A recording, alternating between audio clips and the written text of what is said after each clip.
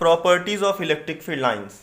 तो स्टूडेंट्स हम इसको स्टार्ट करते हैं। मुझे जहाँ तक लग रहा है कि बच्चे जुड़ चुके हैं, जितने जुड़ने होंगे, तो हम लोग यहीं से आगे बढ़ते हैं।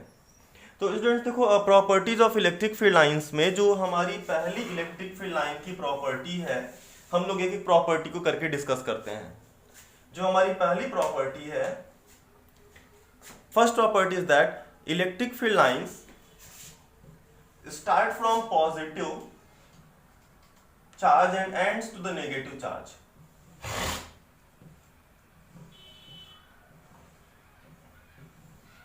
Electric field lines positive charge से स्टार्ट करेंगी और नेगेटिव चार्ज पे जाकर के एंड करेंगी।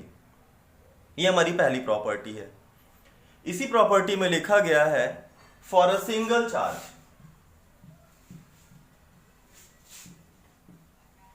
अगर सिंगल चार्ज है आपके पास, तो सिंगल चार्ज के केस में क्या होगा, इलेक्ट्रिक फील्ड लाइन मान लो पॉजिटिव चार्ज है, नेगेटिव नहीं है आपके पास, तो इलेक्ट्रिक फील्ड लाइन पॉजिटिव से स्टार्ट करेंगी और नेगेटिव को हम लोग कहां पे मानेंगे, इनफाइनाइट पे। तो पॉजिटिव से स्टार्ट होके कहां पे एंड होंगी, इनफाइनाइट पे। तो अगर सिंगल चार्ज है तो इलेक्ट्रिक फील्ड लाइंस पॉजिटिव से स्टार्ट होंगी, इनफाइनाइट पे एंड होगी। या फिर कह सकते हैं कि अगर एक चार्ज हमारा अवेलेबल है तो उस केस में दूसरे चार्ज को हम लोग इनफाइनाइट पे कंसीडर करेंगे। तो इलेक्ट्रिक फील्ड लाइन की पहली प्रॉपर्टी हो गई, they starts from positive and ends to the negative. ये पहला हमारा हो गया, इलेक्ट्रिक फील्ड लाइन की पहली प्रॉपर्टी हो गई।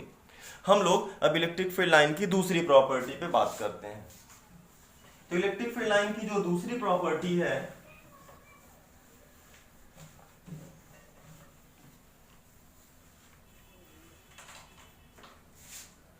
दूसरी प्रॉपर्टी क्या कहती है कि electric field lines are continuous curve. Electric field lines continuous curve होती हैं और उसमें लिखा क्या गया कि in a charge free region, अगर मान लो बीच में कोई चार्ज नहीं है, केवल इलेक्ट्रिक फील्ड लाइंस को अगर हम दिखाएं तो हम लोग बोलेंगे कि electric field lines are the continuous curve. Electric field lines continuous curve होती हैं, इसमें कोई भी ब्रेक नहीं होता है। हम लोगों ने अभी तुरंत बोला कि इलेक्ट्रिक फील्ड लाइंस पॉजिटिव से स्टार्ट होंगी और नेगेटिव पे जाकर के एंड कर जाएंगी। तो these are the continuous curve without any break. तो ये पॉजिटिव से स्टार्ट हो रही हैं, नेगेटिव पे एंड हो रही है। इनकेस मान लो पॉजिटिव नेगेटिव आपने नहीं भी दिखाया तो इलेक्ट्रिक फील्ड लाइन एक कॉन्टिन्यूअस कर्व मानी जाएंगी। ये एक जगह से स्टार्ट होंगी और दूसरी जगह पे तभी एंड होंगी जब उसको नेगेटिव चार्ज मिलेगा। कब, अगर बीच में कोई चार्ज फ्री रीजन अगर ये हो। इन केस अगर मान लो बीच में कोई चार्ज अवेलेबल हो गया, मान लो कोई चार्ज और अवेलेबल हो गया, तो उस केस में ये फील्ड लाइंस उस चार्ज की वजह से डेविएट होंगी, उस चार्ज की वजह से अपने आप को अफेक्ट करेंगी, वो मूव करेंगी, वो इधर से उधर डिस्टर्ब होंगी। लेकिन अगर चार्ज फ्री रीजन है तो हमारी electric field lines continuous curve होंगी।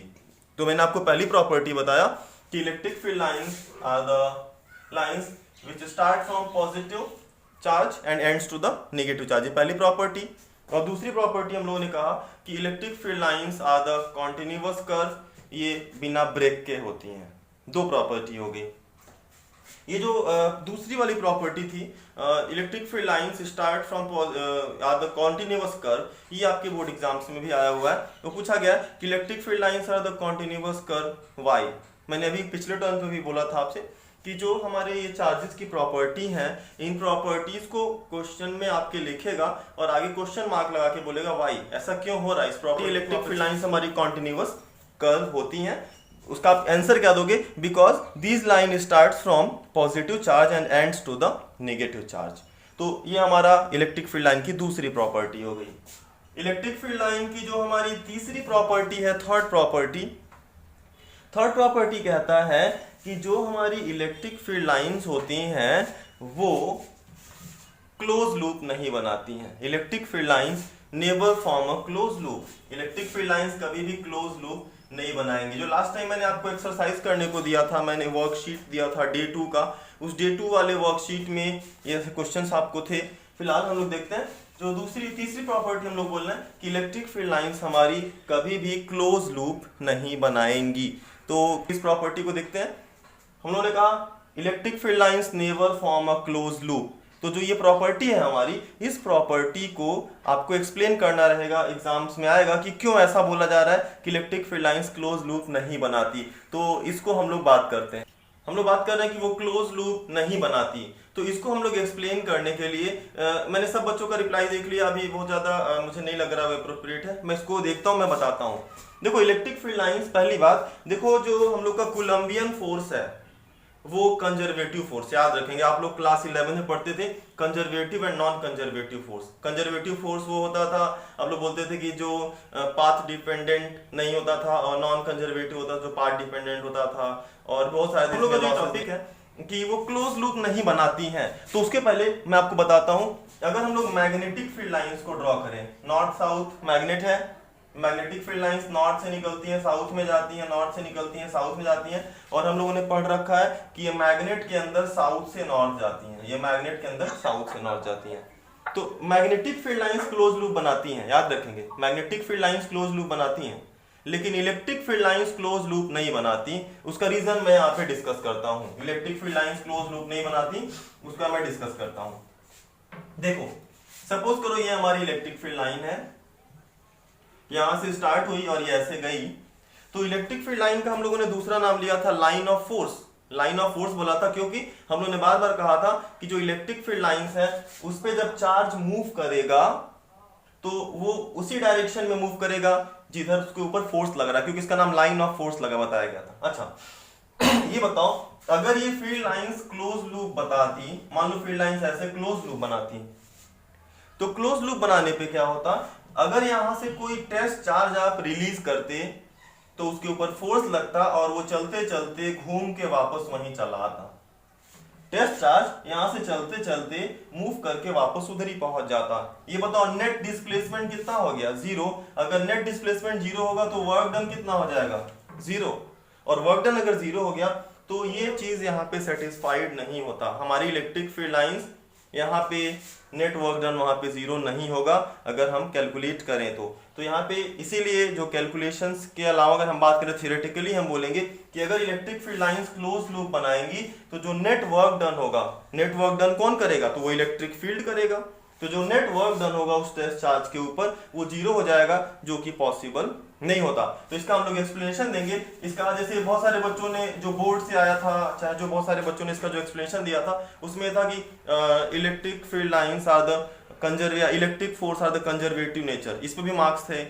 बहुत सारे बच्चों ने लिखा था कि अगर वो लूप बनाएंगी तो नेट वर्क डन जीरो हो जाएगा, जो कि वहां पे पॉसिबल नहीं होता है, जो कि वहां पे नहीं होता ऐसा। तो हमारा जो पहला होता, पहली प्रॉपर्टी हम लोगों ने क्या पढ़ा कि इलेक्ट्रिक फील्ड लाइन पॉजिटिव से स्टार्ट होंगी, नेगेटिव पे जाएंगी। दूसरा हम लोगों ने कहा कि इलेक्ट्रिक फील्ड लाइंस जो होंगी वो एक कॉन्टिन्यूअस कर्व होंगी विदाउट एनी ब्रेक। तीसरा हम लोगों ने कहा इलेक्ट्रिक फील्ड लाइंस कभी भी क्लोज लूप नहीं बनाती। अगर ऐसा कहीं दिखाया गया है इलेक्ट्रिक फील्ड लाइंस में तो आप समझ जाना कि वो रॉन्ग है, electric field lines close loop नहीं बनाती। तो electric field lines close loop नहीं बनाएंगी।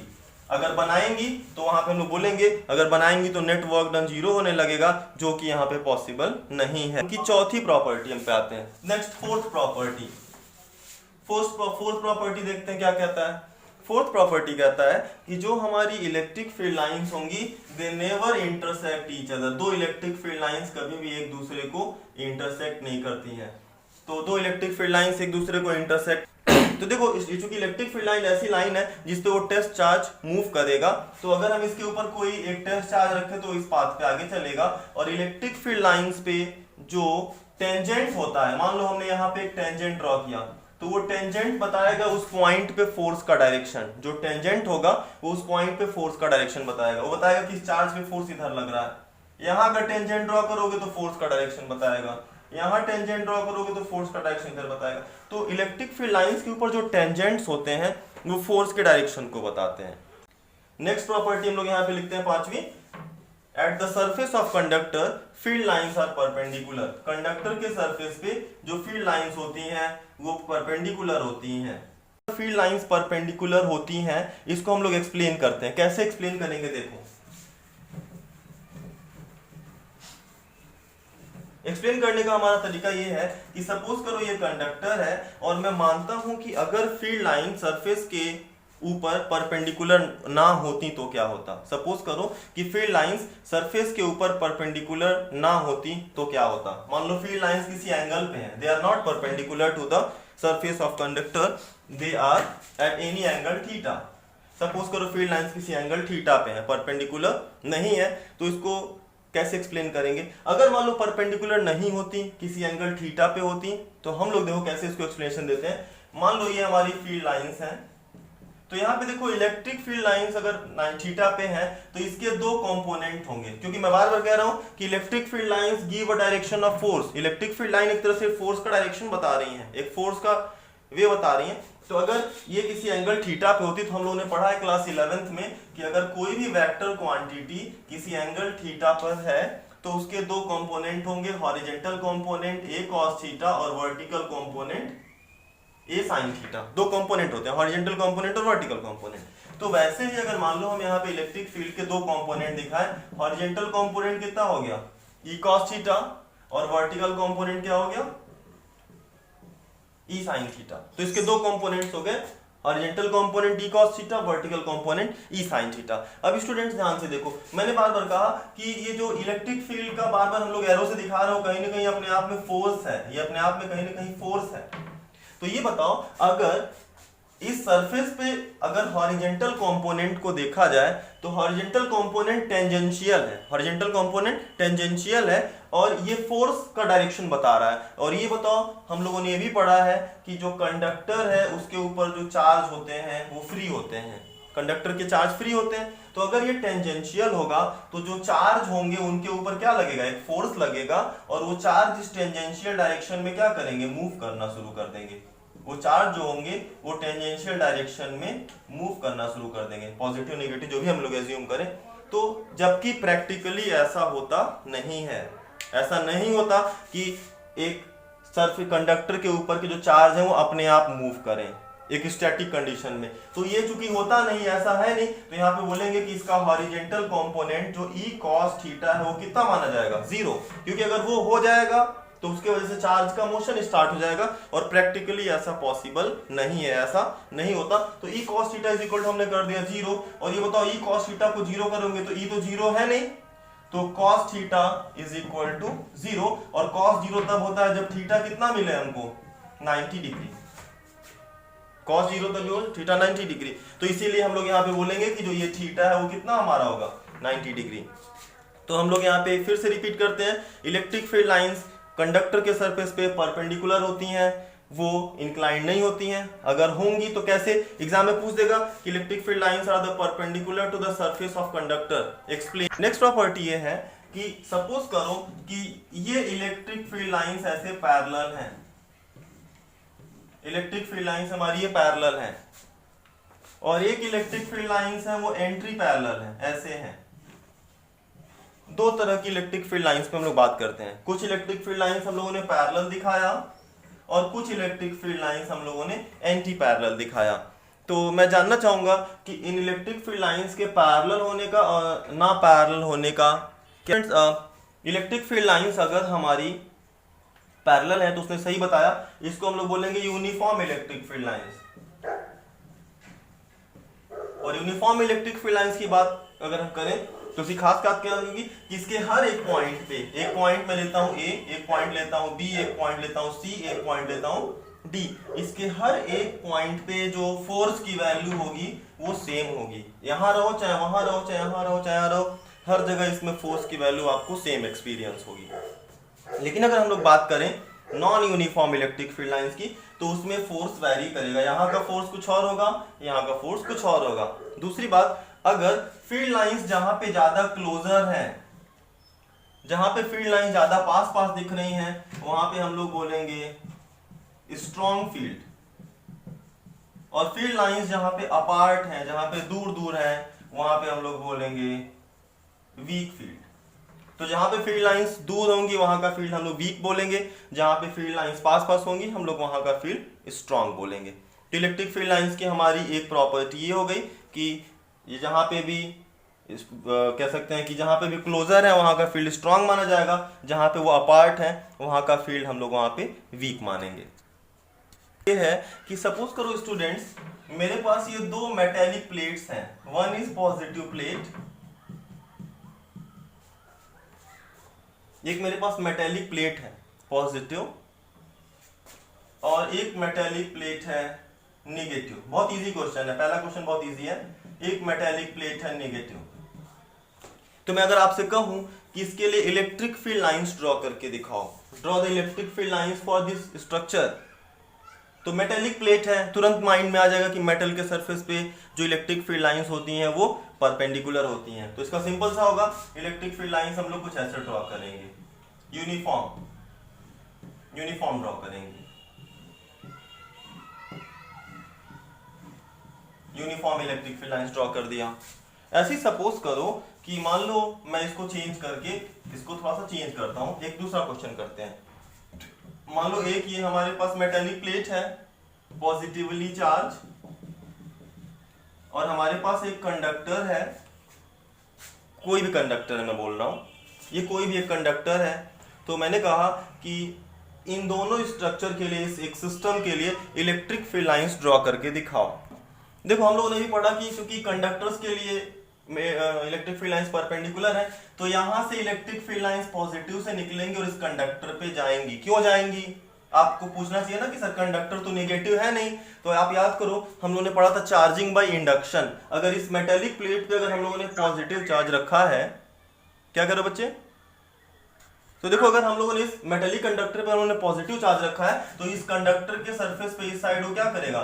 चार्ज इंड्यूस करेगा नेगेटिव, और जब नेगेटिव चार्ज इंड्यूस करेगा तो हम लोग इलेक्ट्रिक फील्ड लाइंस को कुछ ऐसे ड्रॉ करेंगे।